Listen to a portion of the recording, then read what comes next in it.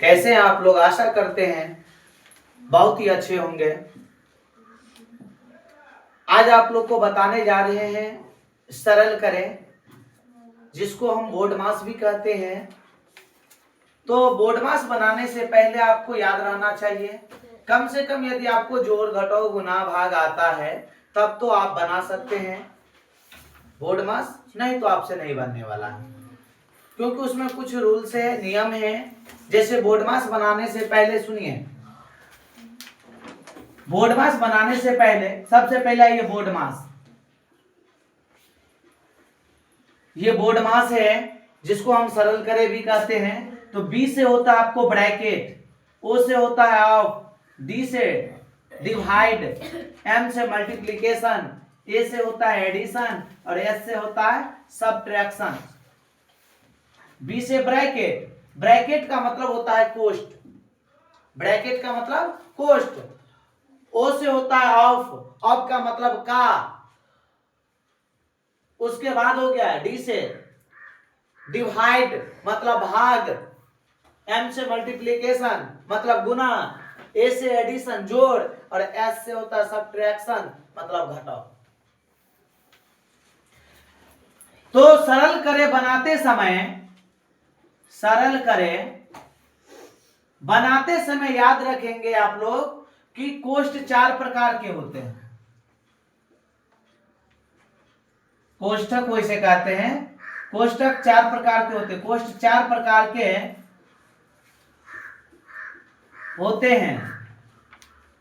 पहला देखिए,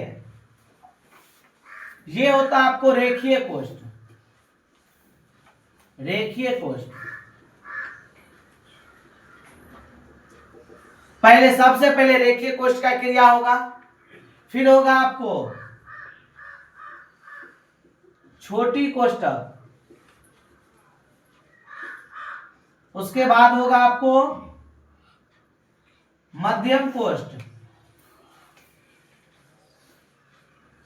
मध्यम कोष्ठ, फिर होगा आपको बड़ी कोष्ठ, बड़ी कोष्ठ।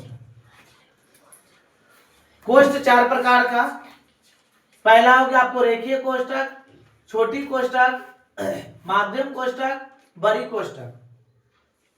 उसके बाद यदि चिन्ह पर विचार करेंगे तो चिन्ह में भी, चिन्ह पर विचार करते समय सबसे पहले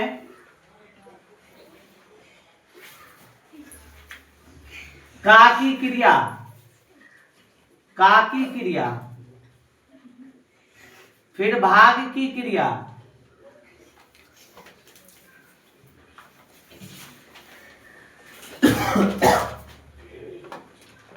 फिर हो गया आपको गुना की क्रिया, फिर हो जाएगा आपको जोड़ की क्रिया, अंत में होगा घटाव की क्रिया।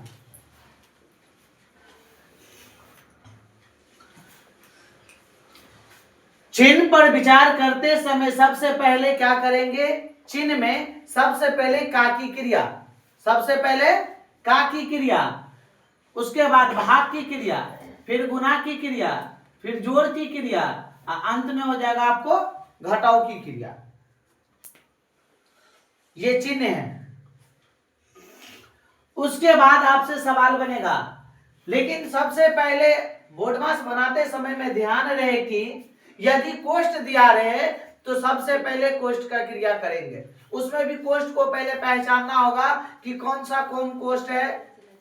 तो ये बता देते हैं, किसी अंक 2 अंक के ऊपर में यदि ऐसे लकीर दिया रहे तो समझ जाइएगा वो रेखीय कोष्ठ है।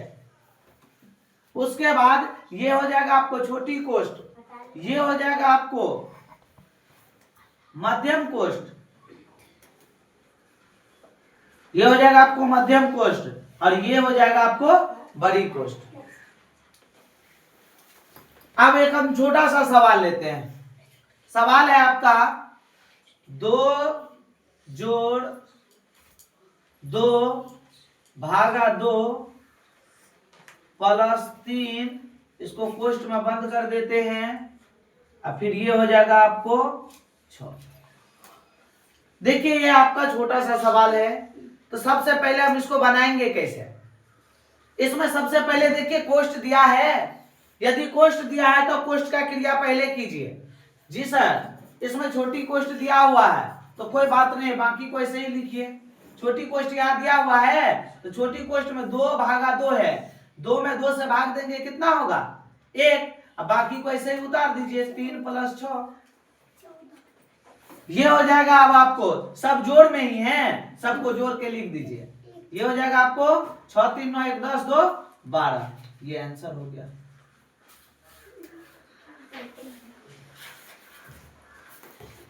फिर अगला सवाल आइए, एक और सवाल दे रहे, थोड़ा इससे थोड़ा ही हार्ड मिलेगा।